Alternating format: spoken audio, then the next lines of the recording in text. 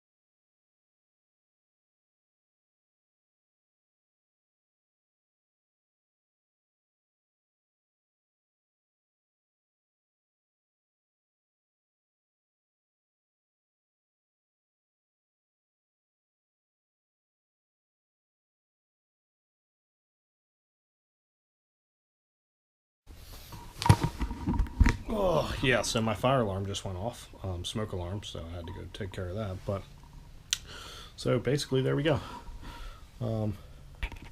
IAV's reinstalled. You can see I got a little bit of sealant sticking out there, which is perfectly fine. I think that's going to work out great. Put the EGR block-off plates on. Tomorrow we'll probably go ahead and find some bolts to put in these PVC. Oh, that's not them. There it is. Find some bolts to put in these PVC holes. And I also cleaned off the bottom here. You can see how shiny it is. That surface prep tool I found works out perfect. And this is obviously smooth. You know, you can't feel any of this. So hopefully that works out good. And that's about it. Tomorrow we'll finish up this intake manifold and get ready to install them in a couple days.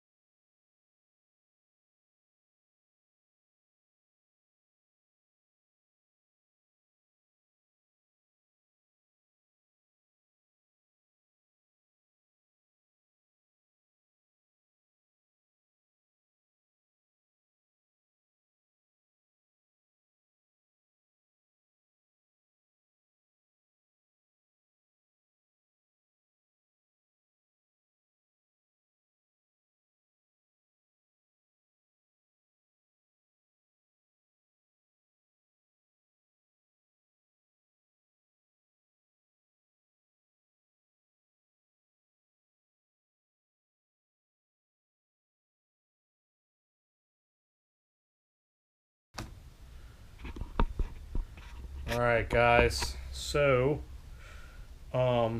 took me a while to figure this out. These fuel rails actually go like this. So this is the front of the car here with the bastard hose or whatever they call it. So I got these new style injectors, which as you can see, they're a little bit different. The fuel gets sucked in down here, closer to the end, which is supposed to make them function better. Because the fuel is farther away from the actuator and blah blah blah. So my issue was I bought this kit which came with these parts back here that you saw me unbox earlier, and I wasn't really sure how it worked, but I think I figured it out. So what it looks like is, if you can see, and I don't know if you can or not, if I can even get this in the right angle, but the holes for the fuel rail, there's one on each side of these cylinders. There's one here, and it lines up with this fuel rail. So what would happen is, if we put this in, just like the way the old one was, this part that the fuel goes into would be too low in the barrel. As you can see, if we put this one in, this would line up right where those holes are. It's right above where the neck starts to taper. These are down a lot farther. So what we need to do is, we have to put this ring on the bottom, which will cause our injector to raise up a little bit higher. And then these pieces are going to go around the top, I believe like this. And then, if I'm correct, our caps will go on top of that. So it'll look something like this now. This kit is supposed to make it so I don't have to do anything to the intake plenum. So hopefully that's correct. We're going to go ahead and try to get some of these installed. And which, by the way, you saw earlier my nice way of removing these. Because I got new ones anyway, I didn't really care if these got messed up, so I just kind of smacked them out with a screwdriver.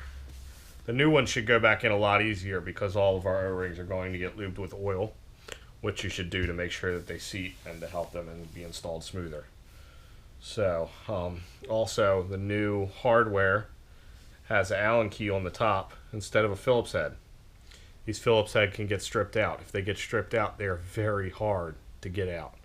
So having the ones with the hex key is pretty nice. As long as you use the right side, it should be a little bit better. So we're going to go ahead and try to put one of these in and see what happens.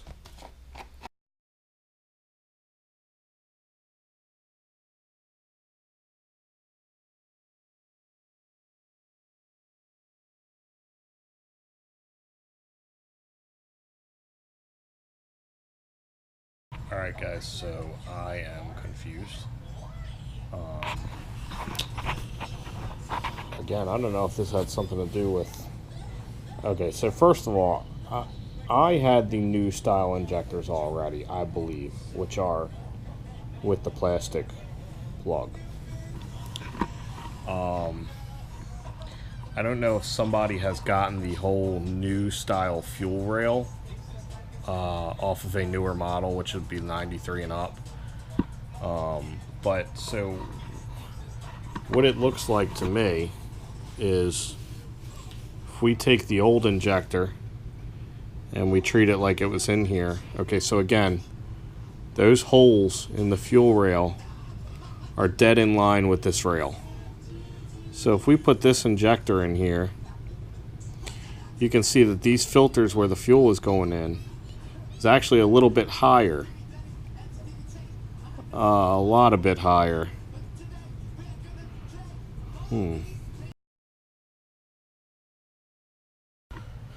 Alright, so got all our fuel injectors installed. Put a new piece of fuel hose on the front here, the bastard hose. So apparently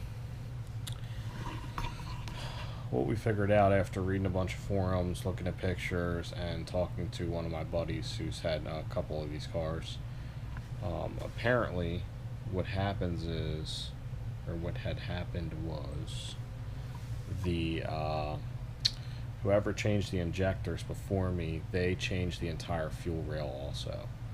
On the pintless style fuel injectors, which are the ones that should have been in my car, this hole is a lot larger, and this adapter will fit inside of it.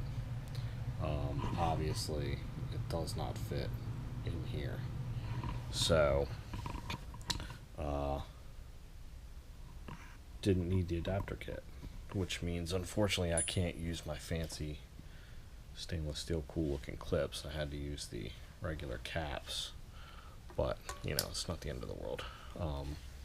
I probably could have machined or milled the end down here and they would have worked, but obviously the injectors nobody really sees anyway, so I'm not really too worried about it. In the future all this stuff will probably get upgraded also, so but anyway, fuel injectors are done. Hopefully we'll get those in tomorrow, maybe get the intake manifold back on, now that we got everything plugged up in that and pretty much ready to go.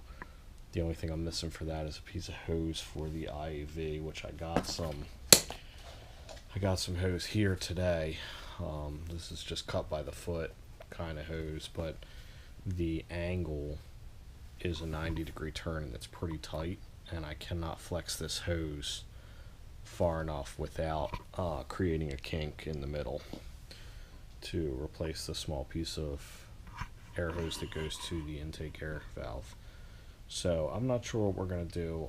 It attaches to a metal rail that runs down the driver's side of the intake manifold.